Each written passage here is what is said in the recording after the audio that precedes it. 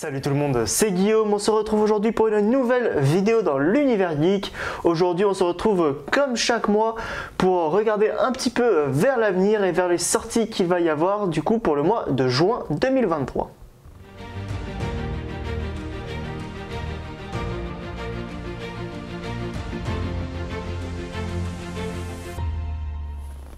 Pour commencer, on va parler jeux vidéo vu que le 2 juin va sortir le nouveau Street Fighter 6 avec des graphismes totalement inédits, vraiment que je trouve vraiment très intéressant, une direction artistique conservée mais remise à neuf. Je trouve vraiment que cet opus a vraiment des belles animations, de beaux graphismes. Ce n'est pas forcément le type de jeu que je préfère vraiment par-dessus tout, mais en tout cas je trouve que le jeu est suffisamment bon et en tout cas Capcom nous a habitués à ce que Street Fighter soit un classique et un incontournable dans le monde du jeu vidéo de combat. Avec Mortal Kombat et Tekken, ils forment le trio vraiment gagnant du coup avec Street Fighter. Donc c'est une très grosse sortie jeu vidéo pour ce début du mois, donc si vous êtes intéressé, surtout ne le manquez pas. On continue le 7 juin avec cette fois-ci une sortie cinéma vu que Transformers Rise of the Beast sort ce 7 juin. Ça va être la suite directe du coup à Bumblebee. Il est déconnecté complètement du coup du Michael Bay verse, du Bayverse. On sait qu'il se déroule dans les années 90, on sait qu'il y a le retour de plein de personnages comme Bumblebee, Optimus Prime ou encore Unicron qui font le retour. C'est un film qui me chauffe vraiment graphiquement, ça a l'air super propre, les effets spéciaux ont l'air vraiment réussis. Un reboot à la saga, pourquoi pas, j'avais bien aimé moi tout l'univers de Michael Bay, mais après tout pourquoi pas, l'univers en tout cas d'après les premières bandes annonces a l'air vraiment sympa. Moi comme j'ai dit dans ma réaction aux bandes annonces, il y a juste le visage, le design de la tête d'Optimus Prime que je suis pas vraiment fan, mais en tout cas c'est un film que j'irai voir très rapidement au cinéma le jour de sa sortie, ou en tout cas le week-end de sa sortie maximum. Donc je suis vraiment très hype par ce film et j'espère qu'il sera vraiment cool. Une semaine après la sortie de Transformers au cinéma, toujours il y aura donc la sortie de The Flash, le nouveau film du côté de DC qui devrait donc rebooter tout le DCU, qui devrait en tout cas participer au reboot de tout le DCU mené par James Gunn. Alors c'est un film qui m'intrigue, qui m'intéresse et qui en même temps me fait très peur. Qui m'intrigue parce que justement je veux voir tout ça, comment ils vont faire pour rebooter tout cet univers. Qui m'intéresse parce que Flash est un héros que j'adore, que j'apprécie particulièrement de par la série The Flash. Il y a le retour du Batman de Keaton, du Batfleck, une histoire qui a l'air vraiment intéressante, mais qui m'inquiète aussi énormément. Les effets spéciaux ont l'air vraiment très compliqués, ça va être une vraie purge visuelle sur plusieurs séquences, donc là-dessus j'ai très peur. Les retours sont plutôt positifs de beaucoup de personnes qui ont vu le film. Il y a eu quand même pas mal de retours aussi mitigés sur les effets spéciaux du coup, donc à voir. C'est un film du coup qui va être très intéressant quoi qu'il arrive, de par sa trame et la fin du film sur comment ça va amener la suite. Mais voilà, le film en lui-même me fait très peur sur comment ça va être mis en scène. Est-ce que les effets spéciaux vont être aussi compliqués, aussi mitigés que ce que ça a été pendant les bandes annonces? À voir, mais en tout cas ça sort le 14 juin et pareil que pour Transformers, c'est un film que j'irai voir très rapidement à sa sortie. 2 jours après la sortie de The Flash, cette fois-ci du côté de chez Netflix, il y a la suite à Tyler Rake à Extraction. Alors Tyler Rake, c'est un film d'action où il y a Chris Hemsworth qui interprète le rôle principal. On l'avait laissé à la fin du premier film plutôt mal en point, un peu laissé pour mort. Il a finalement survécu et se cherche un nouveau but. Donc ce film a l'air encore une fois plus déjanté et plus rempli d'action que le premier. Ça va être un peu comme ce que peut être un John Wick ou un James Bond ou quelque chose comme ça, sans le côté plus espionnage, mais en termes d'action purement.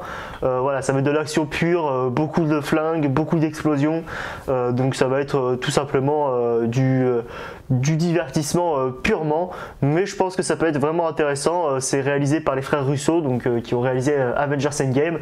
Il y a Chris Hemsworth, donc il y a quand même déjà de quoi faire un très bon film.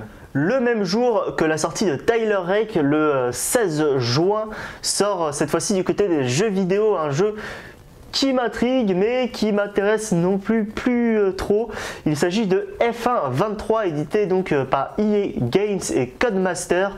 Alors c'est un jeu du coup de simulation de Formule 1 tout simplement.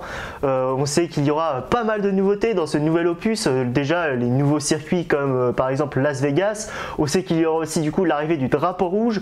On sait que les dégâts, la physique des voitures devrait être revue, réaméliorée. Maintenant, il n'y aura pas de vraie amélioration majeure en termes de graphisme, ce que moi j'attendais énormément pour un nouveau jeu de Formule 1, que je trouve que les graphismes sont vraiment en retard par rapport à ce qui se fait dans l'industrie aujourd'hui du côté de EA. Alors c'est vrai que le jeu l'année dernière et même celle d'avant depuis 2 ans est vraiment pour moi en dessous des standards et en dessous de ce qu'on pourrait attendre de la part d'un jeu de simulation de Formule 1. Les nouveautés en soi sont très bonnes, les nouveaux circuits c'est normal en fait, ce n'est même pas une grande nouveauté, c'est tout à fait normal en fait qu'ils rajoutent les nouveaux circuits qu'il y a pendant la saison. Et le drapeau rouge, ils vendent ça comme la grande nouveauté du truc, mais c'est un peu pareil, le drapeau rouge existait déjà dans F1 2014 et aurait dû exister depuis tout le temps vu que c'était un jeu de simulation de Formule 1 et que le drapeau rouge fait partie des règles de la Formule 1. Déjà qu'il y a des règles dans le jeu qui n'existent pas comme des pénalités de 2 ou 3 secondes, ça n'existe pas en Formule 1, mais voilà, en tout cas à voir ce que ça va donner. C'est un jeu qui intéresse beaucoup de gens, qui m'intéresse aussi de voir ce que ça va donner, mais en tout cas je suis assez perplexe au vu du peu d'amélioration qu'il a l'air d'avoir sur ce jeu.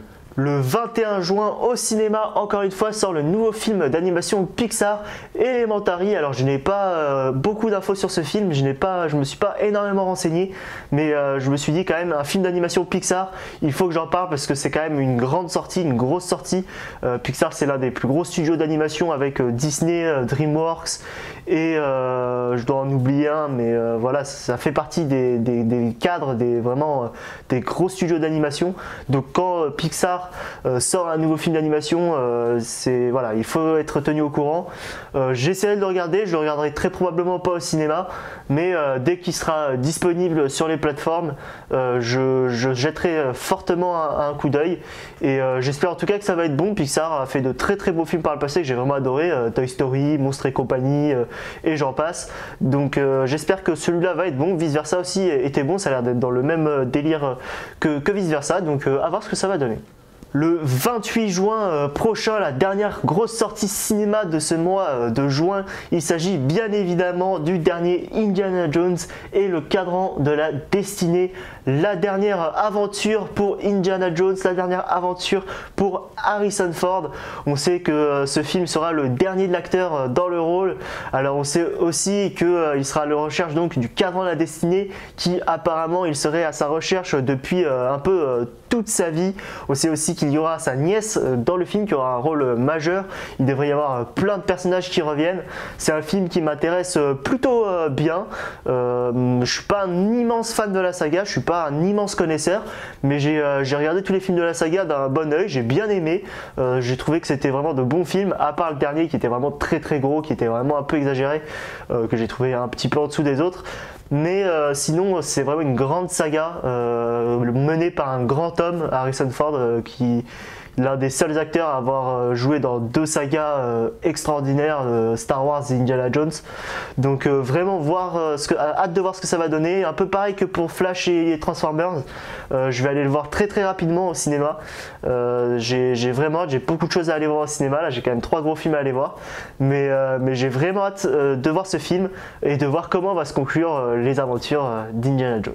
Et enfin on retourne du côté Netflix, vu que la partie 1 de la saison 3 de The Witcher commencera sa diffusion donc le 29 juin. Les 5 premiers épisodes de la série de la saison 3 donc devraient être diffusés à cette date. On sait que cette saison 3 sera la dernière d'Henry Cavill dans le rôle avant d'être recasté donc par le frère de Chris Hemsworth, Liam Hemsworth.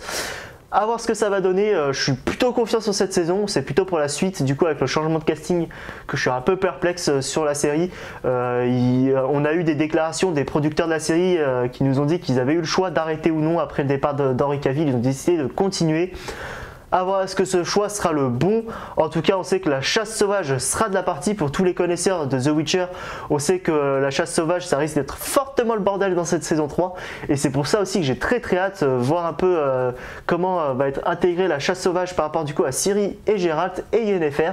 Donc vraiment hâte pour cette première partie. La deuxième partie sortira en juillet, fin juillet. Donc en tout cas, vraiment bien hâte de cette saison 3. Et j'espère que ça va être vraiment lourd.